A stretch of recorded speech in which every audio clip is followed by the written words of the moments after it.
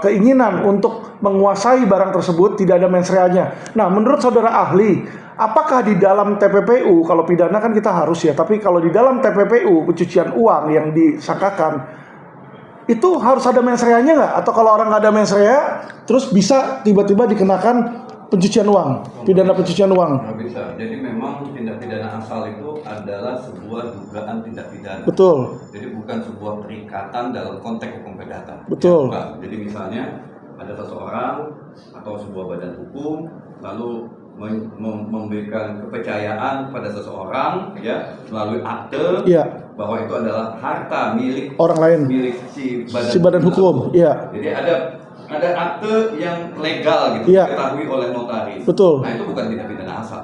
Bukan tindak pidana asal ya. Apalagi aktenya dipegang oleh si badan hukum, dia nggak mau ngambil di situ. Dan itu memang banyak terjadi bahwa dalam badan hukum itu harta memang dalam konteks badan hukum harus dipisahkan. Baik. Tetapi itu kalau tidak ada pemisahan itu persoalan administratif. Baik. Tidak bisa digiring ke dalam sebuah tindak pidana. Baik. Oke. Hal lain lagi, misalnya di dalam sebuah badan hukum. Badan hukum ini saya kadang-kadang ini sulit untuk mendapatkan pinjaman kredit di bank, Pak.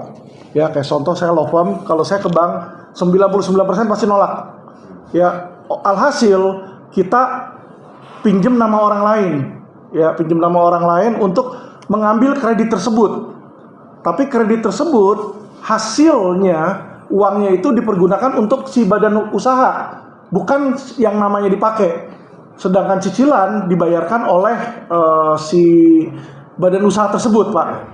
Ya kan, karena kan beberapa badan usaha, Bapak mungkin kalau tahu perbankan itu sulit sekali, Pak, buat minta kredit. Lebih mudah kalau perorangan. Nah, itu kalau menurut Bapak, di mana orang itu juga tidak ada niat memiliki, jadi ketika uang itu cair dipakai untuk pembangunan gedung untuk si badan usaha.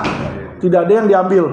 Nah, itu apakah merupakan sebuah tindak pidana TPPU atau memenuhi unsur pasal-pasal pidana TPPU-nya, Pak? Kalau kita kembali kepada doktrin dan asas, dikatakan tindak pidana itu atau statuta itu adalah akumulasi dari perbuatan yang melawan hukum ditambah dengan sikap batin jahat atau actus reus plus dengan mens rea. Betul. Sikap batin itu sama dengan pidana. Betul. Jadi ada perbuatan melanggar hukumnya, kemudian ada sikap batin jahatnya. Betul. Nah, jika elemen itu tidak ada pada satu peristiwa ya atau satu perbuatan, maka dia tidak bisa dikategorikan sebagai tindak pidana. Jadi malah di dalam KUHP baru, Pak, itu di tingkat penyidikan, itu penyidik wajib membuktikan ada alat bukti tentang mens rea itu. Baik. Di tingkat penyidikan. Kalau yang di KUHP kita sekarang kan masih debatable ya. Betul. Apakah mens rea itu menjadi keharusan pembuktian keharusan itu. Betul. Walaupun ada penyidik yang modern, dia buktikan karena jaksa nanya sikap batin karena dia akan buktikan itu. Tapi dalam KUHP baru mens rea dari tingkat penyidikan tidak hanya wewenang hakim yang memeriksa, tapi juga penyidik wajib menemukan itu. Jadi kalau satu ilustrasi yang Bapak sampaikan, itu sikap batinnya nggak ada. Betul. Maka kalau sikap batin tidak ada, jika salah satu unsur tadi tidak ada, maka dia tidak bisa digolongkan sebagai tindak pidana apapun, termasuk tindak pidana pencucian uang. Baik. Nah, kalau ada, Pak, dugaan tadi lagi dibalik lagi penggelapan atau undang-undang tentang badan usaha, Pak, di mana badan usaha itu membeli aset, tapi dia beli aset balik lagi menggunakan nama si orang nomini ini, karena nomini ini sebagai pengurus bank percaya sama dia. Nah, tapi barangnya itu contoh beli sepedanya dipakai untuk badan usaha. Ya, dipakai untuk badan usaha, beli mesin buat badan usaha, beli pabrik, beli gedung untuk dipakai buat badan usaha, beli makanan untuk menghidupi karyawan-karyawan badan usaha di situ. Apakah itu bisa sekali lagi dikenakan sebagai mungkin mens rea atau pidana terhadap TPPU? Apakah bisa dianggap sebagai placement karena menggunakan nama orang lain ya yang bukan nama badan usaha itu, Pak? Kalau menurut Bapak, opini Bapak gimana sebagai ahli TPPU? Kejahatannya jelas ya. A sampai dengan Z. Iya. Kita harus checklist ya. Iya. Apakah ada bentuk perbuatan sebagaimana diatur pasal 2 ayat 1 tindak Baik. pidana asalnya? Baik. Ya, kalau A sampai dengan Z tidak terpenuhi, maka Baik. itu bukan tindak pidana. Oke, kita masuk misalnya penggelapan, ancaman pidananya lebih dari 4 tahun. Betul. Ya. Nah, penggelapan itu kan juga ada unsurnya menguasai satu barang, ya. Betul. Menguasainya itu tidak dengan melawan hukum, tapi digunakan untuk kejahatan. Betul. Ya. Unsur itu terpenuhi enggak untuk dikatakan penggelapan? Penipuan juga demikian, ada bujuk rayu sehingga orang tergerak hatinya untuk menyerahkan barangnya. Baik. Nah, kita akan checklist dari tindak pidana asal itu. Jadi kalau tidak ada, itu berarti persoalan administratif atau persoalan perdata, bukan kewenangan saya untuk Administratif, menjawabnya. perdata, Ya. baik. Jadi SOP sebuah badan usaha, baik Baik. yang korporasi maupun yang non korporasi, memperkenankan itu, ya. Ada aturan mainnya, Ya. ada aktenya, Baik. ada hubungan hukumnya, dan Baik. jelas bahwa aset tersebut bukan milik perorangan, tetapi adalah milik dari badan hukum tersebut, maka Siap. itu bukan kejahatan asal sebagaimana diatur di dalam pasal 2 ayat 1 Undang-Undang Ya. PPU. Terima kasih Ali. Dari saya udah cukup, mungkin dari rekan. Kalau ada lagi, cukup. Kami cukup yang mulia. Dari permohonan itu. Baik, terima kasih yang mulia atas kesempatan yang diberikan. Terima kasih sudah hadir.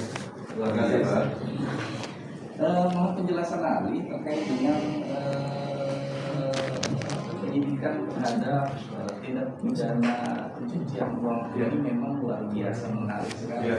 Kita akan ditentukan secara berbeda, Ya. sebagiannya terkait dengan model penyidikannya. Di dalam undang-undang Tinggal pencucian pidana uang gua aja sendiri kali juga ada yang tertuang Yang penting di dalam, poinnya udah pasal dipatahin. 69. Udah masuk. Tinggal gimana dia jawab polisi aja. 69 ya, kalau boleh kami bacakan, lagi mohon izin. Untuk dapat dilakukan penyidikan, penuntutan dan pemeriksaan di sidang pengadilan terhadap tindak pidana pencucian uang tidak wajib dibuktikan terlebih dahulu tindak pidana asalnya.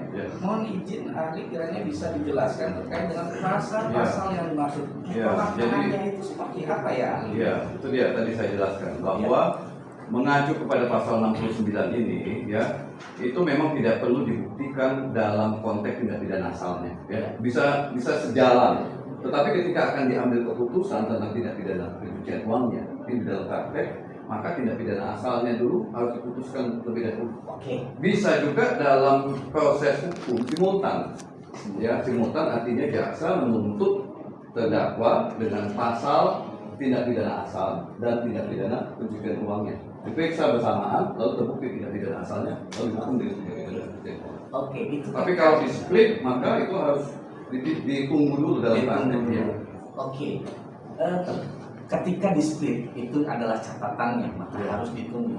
Ketika tidak di split, Bisa sejalan. Secara- Hakim akan membuktikan tindak pidana asal PPA-nya. apakah boleh dikatakan dari penjelasan ahli tadi dalam proses penyidikan antara TPA dengan TPPU-nya bisa berjalan secara beriringan? Kalau dalam penyidikan bisa.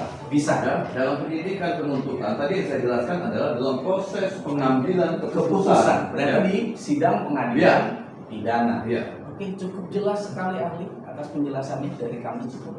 Terima kasih. Terima kasih. Apa? Cukup yang